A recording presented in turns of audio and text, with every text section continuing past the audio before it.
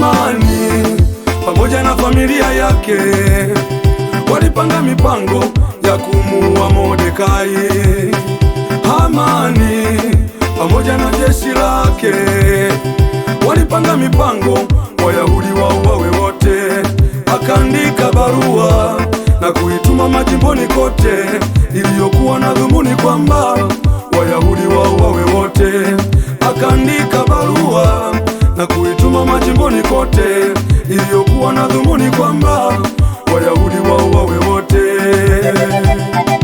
Kabadilisha mipango yao Mungu, kageuza kibao kwa Mungu. Kabadilisha mipango yao Mungu, kageuza kibao kwa Mungu. Kupitia maombi na kufunga, kabadilisha mipango yao Mungu. Kupitia maombi ya Esta, kageuza kibao kwa Mungu. Kupitia maombi ya Wayahudi, kabadilisha mipango yao Mungu. Kupitia kalamu ya Esta, mambo yalikwenda wesibesa. Mipango yao Mungu kaibadilisha. Jamani, mipango yao Mungu kaichenji. Walipanga upe kwa ajali, mipango yao Mungu kaibadilisha. Walisema ndoa sio fungu lao, mipango yao Mungu kaichenji. Walisema tuone ajenge, mipango yao Mungu kaibadilisha. Walisema tuone anyonyeshe, mipango yao Mungu kaichenji. Walisema tuone ajenge, mipango yao Mungu kaibadilisha. Walisema tuone anyonyeshe, mipango yao Mungu kaichenji.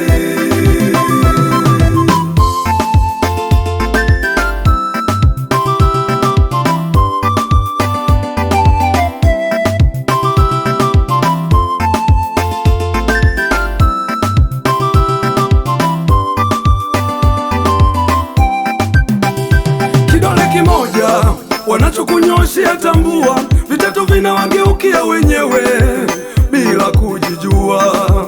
Na kelele za chura haziwezi kumzuia tembo kunywa maji.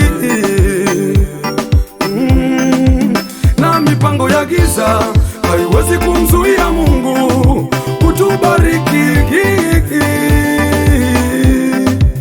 Na kelele za chura haziwezi kumzuia tembo kunywa maji.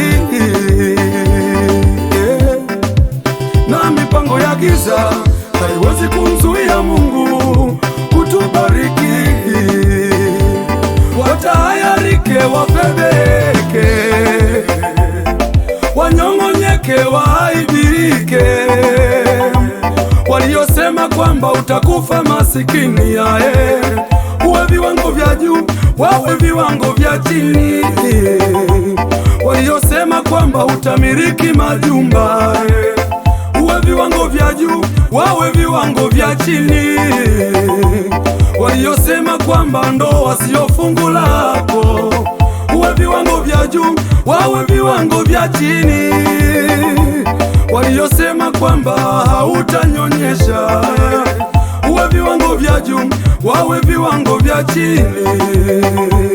Ukasafiri kwa ndege kama kwa daladala, ukamiliki majumba uliyekosa pakulala, ukale na kusaza uliyekosa chakula, ukamiliki pesa